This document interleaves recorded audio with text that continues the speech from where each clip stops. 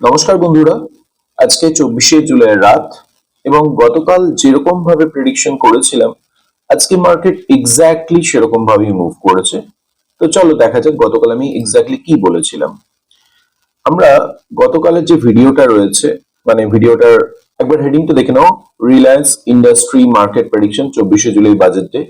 এই ভিডিওটা তোমরা ওপেন করবে এবং এখানে 7 মিনিট 15 সেকেন্ডে তোমরা চলে আসবে। আমি দেখাচ্ছি, এক্স্যাক্টলি 7 মিনিট 15 সেকেন্ডে চলে আসবে এবং এখানে আমি বলেছিলাম যে মার্কেটে কি ধরনের মুভমেন্টটা হবে। মার্কেটে যে মুভমেন্টটা যে ডাইরেকশনে বলেছিলাম মার্কেট সেই ডাইরেকশনে মুভ করেছে, এটা তোমরা দেখতে পাচ্ছ। আমি এই জায়গায় এক্সপ্লেনও করেছি। আর একটা টাইম বলছি, 12টা 42, মানে 12 মিনিট 42 সেকেন্ডে চলে এলাম এবং এই জায়গাটায় আমরা যে কথাটা বলেছি যে মার্কেটটা নিচের দিকে যাবে এবং যেভাবে যাবে বলেছে, একটু ভিডিওটা দেখে নাও।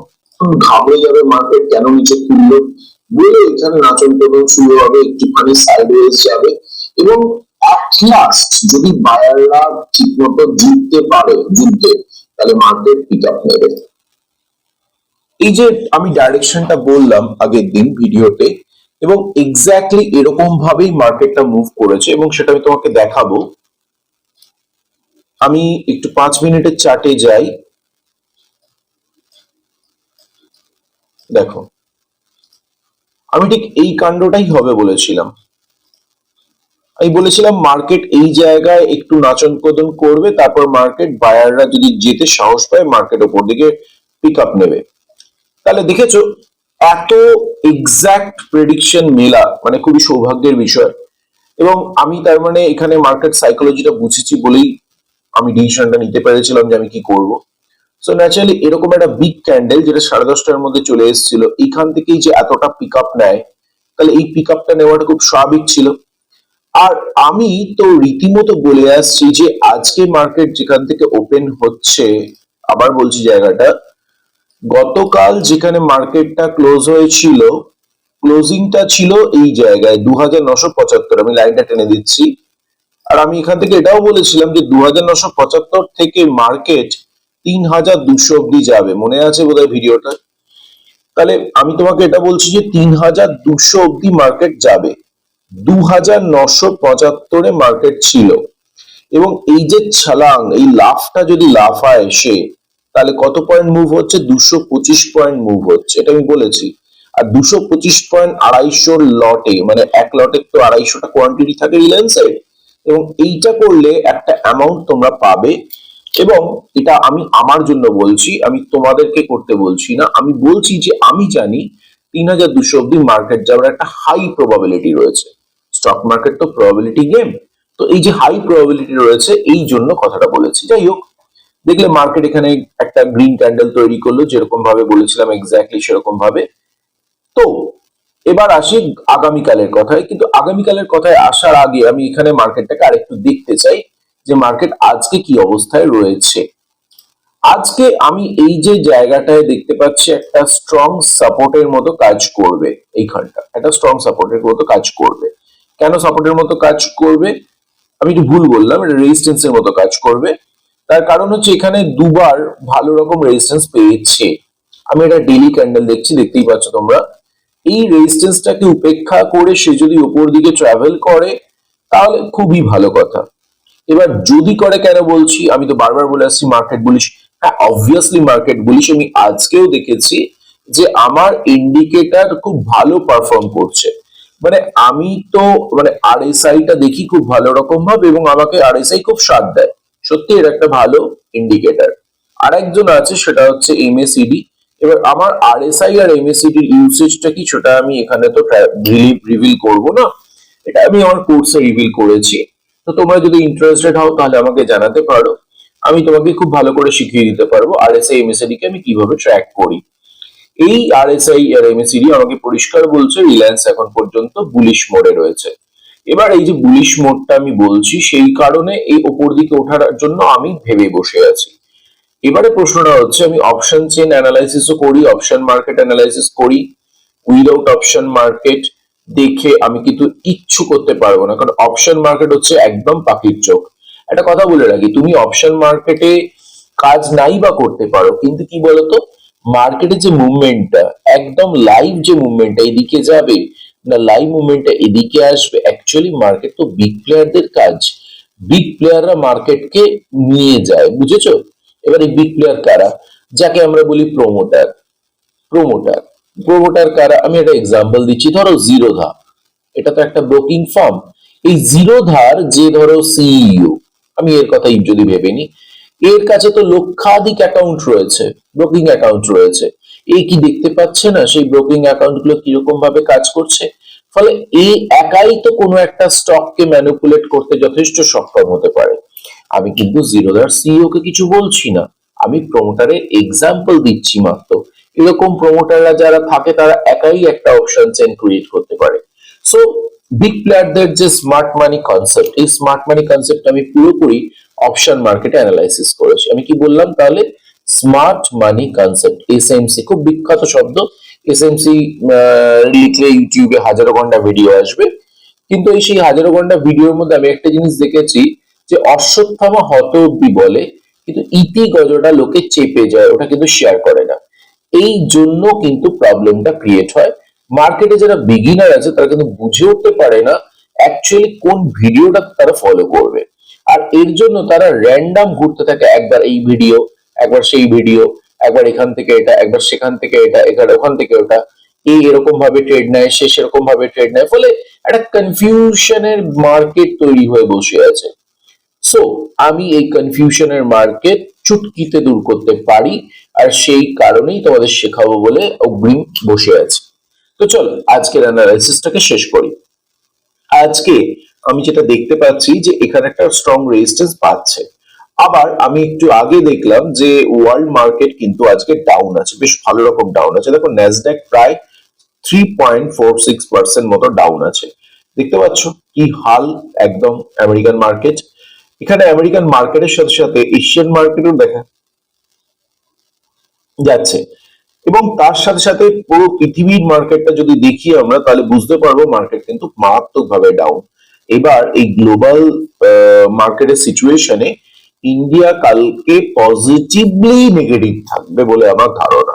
এবার আমি পজিটিভলি নেগেটিভ কেন বলছি, কারণ একটা তো ঝড় এসে পড়েই, যে কোনো দেশে যদি কিছু ঘটে স্টক মার্কেটের ব্যাপারে, যেমন একটা এক্সাম্পল দিচ্ছি, 4 জুন আমাদের এখানে মার্কেট ফল করেছিল, তাই তো? 4 জুন যেদিন লোকসভার রেজাল্টটা ঘোষণা হলো, সেদিন যখন মার্কেট ফল করে, তখন আমি দেখেছি সেই মার্কেট ফলিং এর সময় পুরো ওয়ার্ল্ড মার্কেট ফল করে বসে আছে। এবার প্রশ্ন করছি, ইন্ডিয়াতে লোকসভার রেজাল্টের সাথে বাকি পৃথিবীর কি সম্পর্ক? এক্স্যাক্টলি ততটাই সম্পর্ক, যেরকম কান টানলে মাথা আসে ঠিক সেরকম সম্পর্ক। ফলে একটা কিছু প্রবলেম হলে আর একটাতে সেই এফেক্টটা পড়বেই। ওকে, তো সেই কারণে বলতে পারি এটা। আর একটা জিনিস তোমাকে বলি, দেখো আজকে নিফটির পয়েন্টটা দেখে নাও। নিফটির পয়েন্ট হচ্ছে 24,413, দেখতে পাচ্ছ? এই যে আমার কারসারটা যেখানে, 24,413। গিফট নিফটিটা দেখো কত আছে, 24,267। তার মানে তুমি ভাবো 24,413 থেকে 24,267 এখনই মাইনাস আছে, মানে 146 নিফটি ডাউন আছে। আচ্ছা, এই 146 নিফটি ডাউন মানেটা কি? 146 ইন্টু 100 বাই 24,400 দেখলাম তো ওটা, আচ্ছা 400ই মারি, তাহলে 0.6% মতো নিফটি এখন ডাউন চলছে। গিফট নিফটির ব্যাপারে কি, এটা আমাকে কোর্সে আলোচনা করো, আমি কোর্সের ডিটেলসে এটা বলে দেবো এটা কি।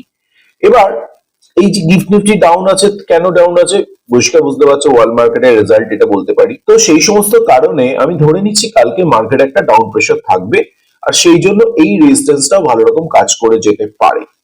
এবার যদি আমি তর্কের খাতিরে ধরে নিই, রিলায়েন্স ব্যক্তিগতভাবে এই সমস্ত ব্যাপার উপেক্ষা করে যদি এরকম জায়গাটায় ওপেন হয়, আর কিছুক্ষণ চলার পর সে যদি ওপরের দিকে একটা থ্রাস্ট নেয়, মানে যদি এরকম একটা ফোর্স নেয়, তাহলে হতে পারে কি এই জায়গায় গিয়ে সে একটা স্ট্রং রেজিস্ট্যান্স ফিল করতে আবার পারে।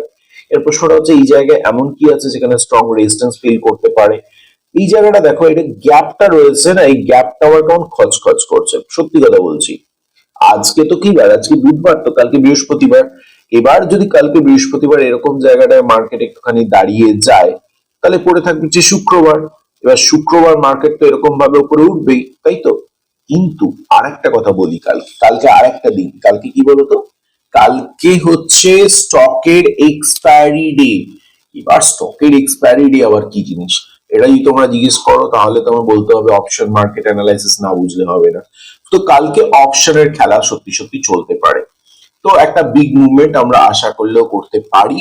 এবং যাই হোক, কালকে নেগেটিভ মার্কেটকে উপেক্ষা করে তো আর কিছু করতে পারবো না, দেখা যাক কোন জায়গায় মার্কেট যায়। কিন্তু নিচের দিকে যে মার্কেট যাবে এটা আমার মন সায় দিচ্ছে না।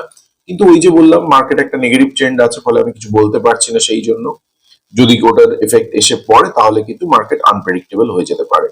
চল আবার 5 মিনিটের চার্টে গিয়ে দেখি কিছু বোঝা যাচ্ছে নাকি। আগে এটা ডিলিট করি সমস্ত কিছু। 5 মিনিটের চার্টের থেকে বেটার হচ্ছে 15 মিনিটের চার্টে ঢোকা। 15 মিনিটের চার্টে ঢুকলাম, আবার এই সেটিং থেকে আমি এটা সেশন ব্রেকটাকে হাঁটাই, খুব অসুবিধা হচ্ছে এটা।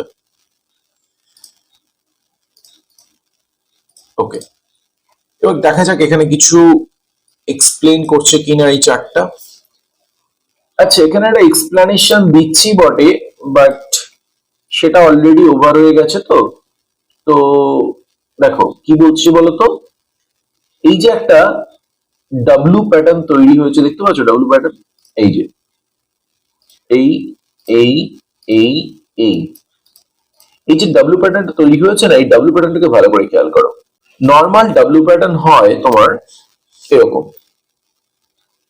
মার্কেট এরকম নামে, আবার ওঠে, আবার নামে, আবার ওঠে। এই হচ্ছে নর্মাল ডাব্লু প্যাটার্ন।